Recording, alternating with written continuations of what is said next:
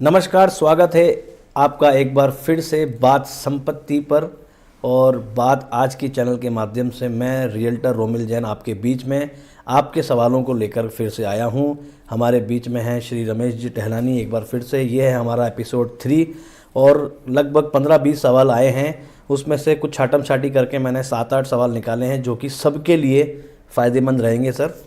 तो सवाल ये है कि सर प्रॉपर्टी सब खरीदना चाहते हैं लेकिन बजट है उनका कम, और उसमें से एक सवाल किया है रामगंज से राकेश शर्मा जी ने कि कम बजट में हम प्रॉपर्टी लेना चाहते हैं लेकिन अच्छी प्रॉपर्टी, तो वो कैसे ढूंढें, कैसे तलाशें।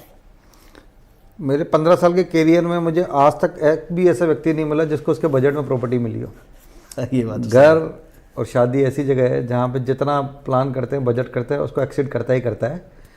ये एक्चुअली होता है इसलिए भी है कि एक व्यक्ति जब घर का प्लान करता है तो सोचता है घर कितने का मिलता है, देखता है हाँ भाई ये घर 50 लाख का मिल रहा है, तो जैसे 50 लाख का इंतजाम करते हैं वो 60 लाख का हो जाता है। 60 लाख और 70 तो कभी मिलेगा नहीं। बस आपको ये देखना चाहिए कि सस्ता या महंगा नहीं है, फेयर है कि नहीं है। अच्छा, फेयर वैल्यूशन होनी चाहिए। रही बात अगर आप 50 लाख का घर ढूंढेंगे तो आपको 40 के ऑप्शन में मिलेंगे, 60 के ऑप्शन में मिलेंगे जी। घर 20 में मिल जाए, 30 में मिल जाते हैं। घर नहीं मिलता, फ्लैट मिल जाता है जी। बड़ा छोटा सब जगह मिल जाता है। तो वो यहाँ तो आपको अपनी इच्छा है कॉम्प्रोमाइज़ करना पड़ेगा या आपको बजट बढ़ाना पड़ेगा। और रही भाई सही बजट में, कम बजट में, तो हर किसी का बजट अलग होता है। किसी का बजट 10 लाख भी नहीं होता, किसी का 10 करोड़ भी होता है। तो अच्छा बुरा, छोटा बड़ा, कम ज़्यादा, इसके कोई क्राइटेरिया हर व्यक्ति का अलग अलग हो सकता है। तो इसके लिए पर्टिकुलर जवाब दे पाना बड़ा मुश्किल है। हाँ, अगर कोई व्यक्तिगत रूप से आके मिले, डिस्कस करे कि उनका बजट क्या है, वो किस तरह की प्रॉपर्टी चाह रहे, तो हम उसको पर्सनल लेवल पे एक कंसल्टिंग दे सकते हैं।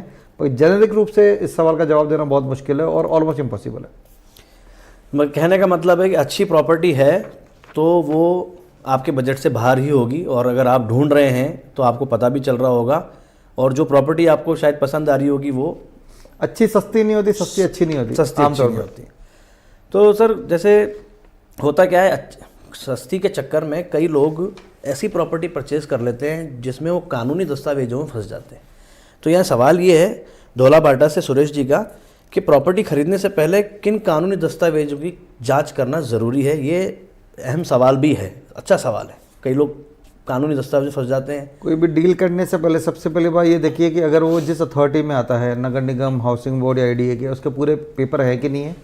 ओरिजिनल पेपर जांचें और किसी एक्सपर्ट को दिखाएं। कोई एक्सपर्ट रियल एस्टेट एजेंट हो या कोई वकील हो, उसको दिखाएं। क्योंकि कई बार आप पता नहीं लगा सकते ये पेपर ओरिजिनल है या कलर फोटोकॉपी है। ओके, बड़ा मुश्किल होता है।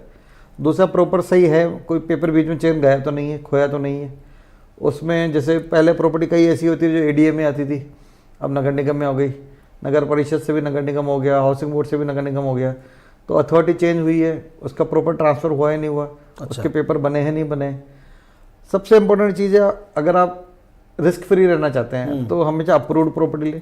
अप्रूव्ड लोनेबल, अप्रूव्ड लें, लोनेबल लें। अप्रूव्ड हो तो लोनेबल होगी जी। उसमें सबसे कम रहता है। और जाके अथॉरिटी चेक कराए। अगर कोई आपको पेपर दिखाता है फॉर एग्जांपल कि मेरे नाम पे ADA में म्यूटेशन है या पट्टा है, तो एक बार ADA से जरूर चेक करें। अच्छा, कहीं ऐसा नहीं पट्टा फर्जी बन गया, मतलब क्रॉस चेक ADA में जाके। होता क्या है, पट्टे के जो डॉक्यूमेंट होते हैं 100-200 में मिलते हैं, कोई बना लो, फर्जी सील भी बन जाती है, कलर प्रिंट भी निकल जाते हैं। अब कोई आके कहता है कि ये प्रॉपर्टी मेरी है, वो पेपर दिखाता है, पर वही पेपर जिस व्यक्ति से आप खरीद रहे हो वही उसी के नाम पेपर होने चाहिए और उसी का गवर्नमेंट रिकॉर्ड में नाम दर्ज होगा, तो एक सेफ्टी बढ़ जाती है। अगर आप मान लीजिए रमेश के नाम से पेपर है जी, बात सुरेश कर रहा है और रिकॉर्ड में राजेश का नाम है, तो ये बड़ा रिस्की हो सकता है। तो कहने का मतलब है गवर्नमेंट अथॉरिटी चेक करें, गवर्नमेंट अथॉरिटी से चेक करें, पूरी चेन मिलाएं और किसी एक्सपर्ट को साथ रखें अगर आपको नहीं आता है तो। अगर आप जानते हैं तो बहुत अच्छी बात है। और सर इसी सवाल एक जुड़ जाता है कि निवेश करते समय सबसे बड़ी गलती क्या हो जाती है किसी भी व्यक्ति से। रियल एस्टेट में ज़्यादा हमें दिक्कत आमतौर पर मैंने गलती देखा है कि लोग प्राइस से जज करते हैं, उन्हें लगता है सस्ता होगा तो अच्छा होगा। अच्छा अच्छा, जबकि मेरा मानना है कि अगर अच्छा होगा तो सस्ता नहीं होगा। अच्छा होगा तो सस्ता नहीं होगा, बिल्कुल सही बात है। प्रॉपर्टी के जितने अच्छी होगी, जितने बढ़ने के चांसेस होंगे वो उतनी ही महंगी होगी। बिल्कुल सही। अब क्या आप कंपेयर तो नहीं कर सकते ना, मैं अगर आदर्श नगर का वैशाली नगर से कंपेयर नहीं कर सकता, वैशाली का पंचशील से नहीं कर सकता, पंचशील का जनाना से नहीं कर सकता, नहीं हो सकता। तो हर जगह का अलग है। अब उस एरिया में अगर कोई किसी प्रॉपर्टी की रेट कम आ रही है तो ये पता लगा रेट कम क्यों है। अच्छा, कई फ्रॉड लोग क्या करते हैं, स्कैम करने के लिए मजबूरी का बहाना बताते हैं कि मेरे को अर्जेंट पैसे की ज़रूरत है, मुझे बहुत मुसीबत फंसा हुआ हूँ, मेरे घर में कोई बीमार है या बच्चे की फ़ीस भरनी है, इसलिए मैं ये 50 लाख की चीज़ मैं आपको 50 लाख में दे रहा हूँ, बहुत अर्जेंट है, मेरा टाइम नहीं दिखाना मत।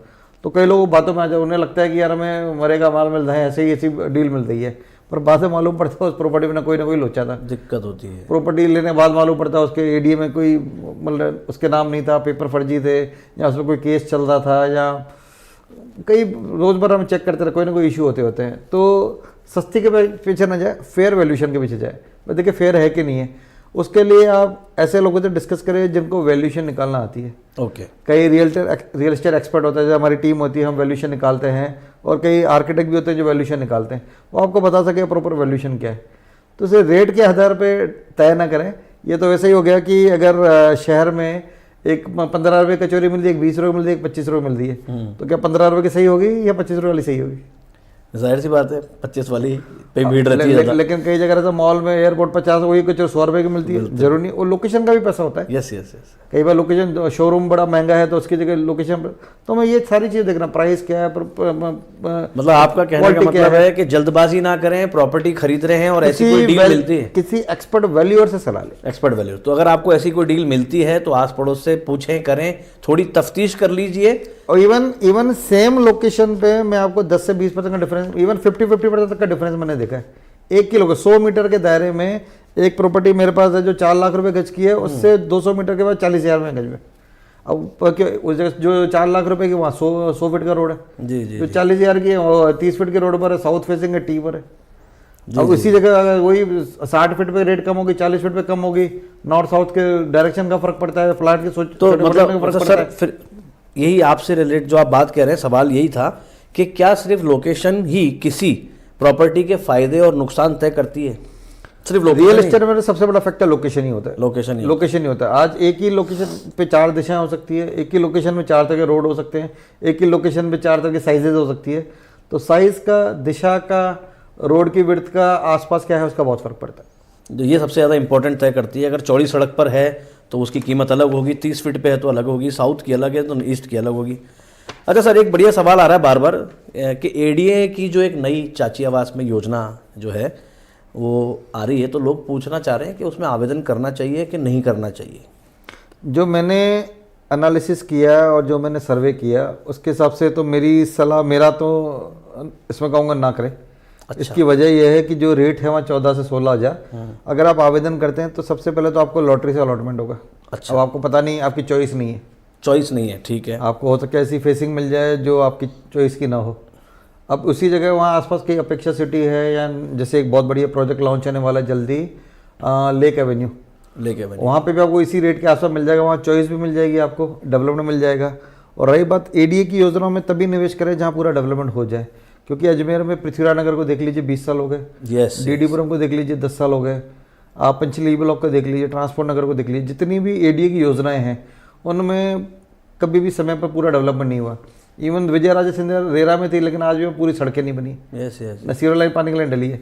तो ऐसे केस में अगर आप एंड यूजर हैं और अगर आपके पास ऑप्शन नहीं है तो फिर ले सके, लेकिन आसपास ऑप्शन बहुत है, चाची 4-5 नई योजनाओं का ऑप्शन है इससे कम रेट पे, जहाँ आपको चॉइस मिल रही है। तो हाँ, अगर ऐसी जगह जहाँ ऑप्शन नहीं हो तो करना चाहिए, बाकी मेरी रिकमेंडेशन है नो। अपने विवेक से आप फैसला लें। आपका कहना है कि उसके पास में और भी योजनाएं, उसमें निवेश कर सकते हैं और आपको चॉइस भी वहाँ मिल जाएगी। अच्छा सर, एक सवाल है कि किराए का घर जो है लेना ज़्यादा फ़ायदेमंद सौदा है घर खरीदने से? मतलब दोनों के प्रोज एंड कॉन्स हैं। अगर आपको किसी शहर में या किसी लोकेशन पे 5 साल से अधिक रहना है और आपके पास उस प्रॉपर्टी के 50% पैसे हैं, अच्छा, तो खरीद लेना चाहिए। लेकिन अगर आपको लगता है हो सकता है 1-2 साल में जाना पड़ जाए, ट्रांसफ़र हो जाए, एश्योरेंस ना हो और आपका पैसा नहीं 80-90% लोन पे करना चाह रहे हैं, तो फिर मेरी सलाह रहती ना ले। अच्छा, फिर तो रेंट पे लेना सही रहता है। तो इसी से रेंटल से संबंधित सवाल ये भी आया कि क्या रेंटल इनकम पर आधारित प्रॉपर्टी में निवेश करना समझदारी है? जो लोग रेंटल इनकम चाहते हैं, डिपेंड करता है एक्चुअली। पहले रेंटल में 6 से 9% तक रिटर्न आते थे, कमर्शियल प्रॉपर्टी में रेजिडेंस 2 से 3 आते थे, तो आजकल उतने रिटर्न आ नहीं रहे। बट फिर भी कई ऐसी प्रॉपर्टी है जहाँ रेंटल इनकम भी आ रही है और प्रॉपर्टी अप्रिशिएट भी हो रही है, रेट बढ़ भी रही है।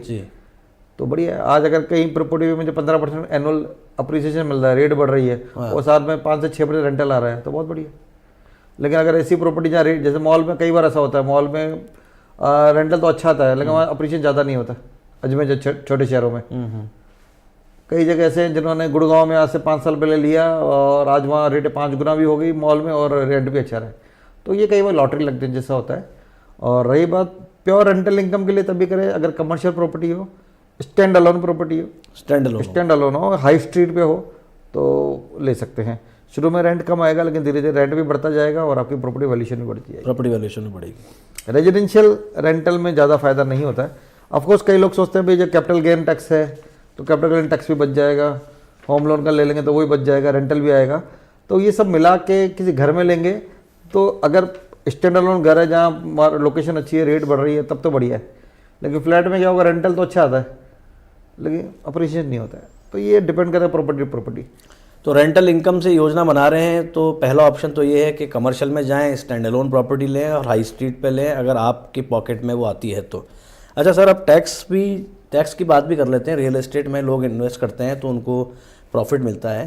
तो सवाल आया एक अच्छा सा कि प्रॉफिट करके भी टैक्स कैसे बचाया जा सकता है, क्या ये पॉसिबल है? हाँ, बचा सकते हैं। जब कोई प्रॉपर्टी आप खरीद के बेचते हैं जी, अगर 2 साल के अंदर बेचते हैं तो शॉर्ट टर्म कैपिटल गेन लगता है और 2 साल के बाद बेचते हैं long term capital gain tax लगता है।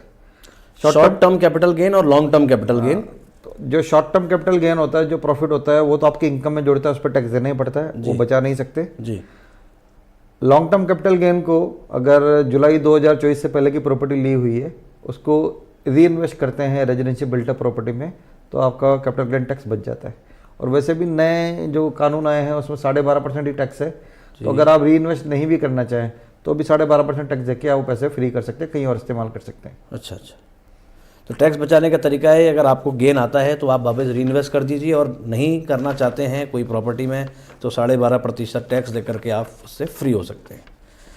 सर, क्या फ्लैट से ज़्यादा प्लॉट में निवेश करना बेहतर है और क्यों? ये सवाल बार बार आता रहता है। शायद मुझे लगता है बड़ी सिटी वाले ही अगर आपका उद्देश्य केवल प्रॉपर्टी की रेट बढ़ना ही है तो वो ऐसी जगह बढ़ेगी जहाँ डिमांड ज़्यादा सप्लाई कम हो। अगर फ्लैट मुंबई में लोगे, हैदराबाद में लोगे प्राइम लोकेशन पे तो उसकी रेट अजमेर के किसी बाहर के प्लॉट से ज़्यादा बढ़ेगी। हाँ जी। और अजमेर में कोई प्लॉट लोगे और अजमेर में फ्लैट लेंगे तो ऑफकोर्स अजमेर में पिछले 10 साल में देखा है प्लॉट की रेट ज़्यादा बढ़ती है। देखिए, रेट बढ़ती है हमेशा ज़मीन की, कंस्ट्रक्शन डेप्रिशिएट होता है जी। तो जहाँ ज़मीन की रेट ज़्यादा है, जैसे आज अगर अजमेर में बात करें, अगर एवरेज जहाँ 50,000 रुपये ज़मीन की रेट है, अगर उसमें 10 मंजिल बन जाती है तो वो लैंड को डिवाइड हो जाती है तो वहाँ पे जो अप्रिसिएशन होगा उसको उतना ही शेयर मिलेगा। मान लीजिए 10 मंजिल बनी तो आपका हिस्सा 10% है जी, तो आपको जो अप्रिसिएशन उसका 10% ही तो मिलेगा। अगर मार्केट में 20% रेट बढ़ी है तो आपको 2% ही मिलेगा। अब यही बात है, बॉम्बे में जाते हो वहाँ ज़मीन को लाखों में जी, वहाँ घर मतलब फ्लैट होता है तो वहाँ रेट बढ़ती है जी, या नहीं बढ़ती है। तो जहाँ पे ज़मीन की रेट कंस्ट्रक्शन से ज़्यादा है तो वहाँ तो फ्लैट की रेट बढ़ेगी। जहाँ ज़मीन की रेट कंस्ट्रक्शन से कम है वहाँ फ्लैट की रेट नहीं बढ़ेगी।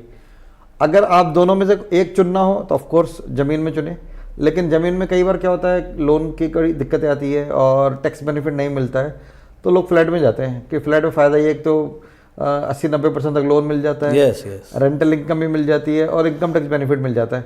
इन तीनों को जोड़े तो हो सकता है कई बार प्लॉट के अप्रिसिएशन बराबर आ जाए, पर अधिकतर 80-90% टाइम में ज़मीन की रेट ज़्यादा बढ़ती है क्योंकि इसकी डिमांड ज़्यादा, सप्लाई कम है। Thank you sir. अब एक आखिरी सवाल,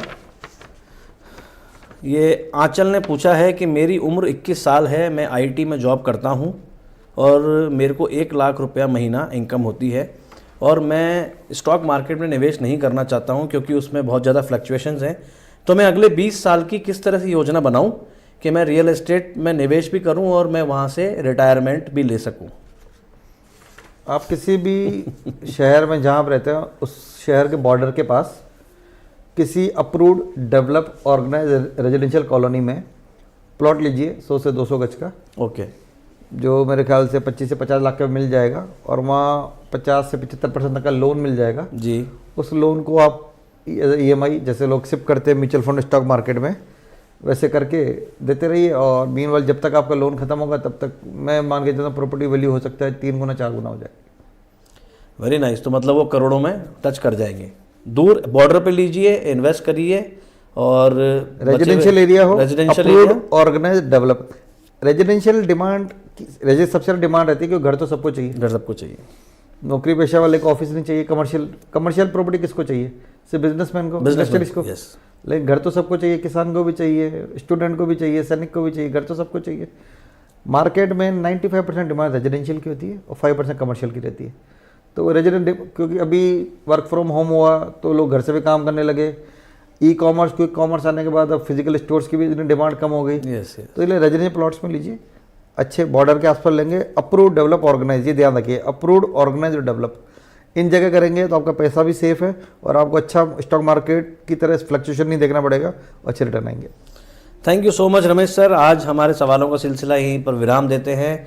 दोस्तों, आपके और भी प्रॉपर्टी रिलेटेड जो भी सवाल हों, आप हमारे नीचे दिए गए नंबर पर उस पर व्हाट्सएप कर सकते हैं या मेरे इंस्टाग्राम चैनल पर जाकर के मुझे सीधे आप DM यानी कि डायरेक्ट मैसेज भी कर सकते हैं। और अगले सप्ताह फिर से एक बार मिलेंगे आपके सवालों के साथ में। आज के लिए यहीं पर ही अलविदा। Thank you so much. नमस्कार।